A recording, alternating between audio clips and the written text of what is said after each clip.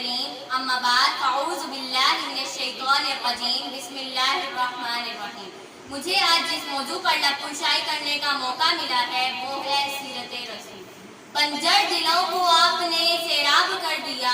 بنجر دلوں کو آپ نے سیراب کر دیا، ایک چشمہ صفات ہے سیرت رسول کی۔ یہ تو وہ موضوع ہے کہ اس دنیا کے سارے درختوں کو قلم بنا دیا جائے، اس دنیا کے سارے سمندروں کو روشنائی بنا دیا جائے، زمین سے لے کر آسمان تک خلا کے ہر حصے کو راگ بنا دیا جائے۔ یہ تو ہو سکتا ہے کہ قلم ٹوٹ جائیں، سمندروں کے پانی خشک ہو جائیں، زمین سے لے کر آسمان تک خلا پر ہو جائے، مگر سیرت مصطفیٰ کا ایک باب بھی پورا نہ ہوگا، کیونکہ زندگیاں بیت گئیں، قلم ٹوٹ گئے، سیرت مصطفیٰ کا ایک باب بھی پورا نہ ہوگا۔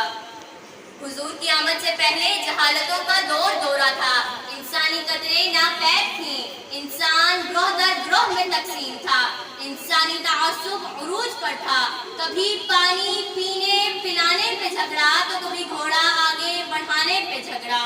یوں ہی روز ہوتی تھی تکرار ان میں، یوں ہی روز چلتی تھی تلوار ان میں، انسانیت امن کی متلاشی تھی۔ تو پھر رحمت خداوندی کو جوش آتا ہے انسانوں کو ظلم و جہالت سے نکالنے کے لیے، ان کے زخموں پر مرہم رکھنے کے لیے، ان کے دکھوں کا مداوا کرنے کے لیے آقائے دو جہاں کو مبعوث فرمایا، اور ساتھ یہ فرماتے ہیں کہ وَمَا أَرْسَلْنَاكَ إِلَّا رَحْمَةً لِّلْعَالَمِينَ۔ میرے نبی کی سخاوت سب سے زیادہ سخی تھے، جرت میں سب سے زیادہ قوی تھے، بولنے میں سب سے زیادہ شفیق تھے، ہمیشہ سچ بولتے تھے، لوگوں کی امانتوں کا خیال رکھنے والے، جو بھی آپ کو دیکھتا مرعوب ہو جاتا، کیونکہ اس نے یوسف دیکھ کر کٹ گئی تھی انگلیاں،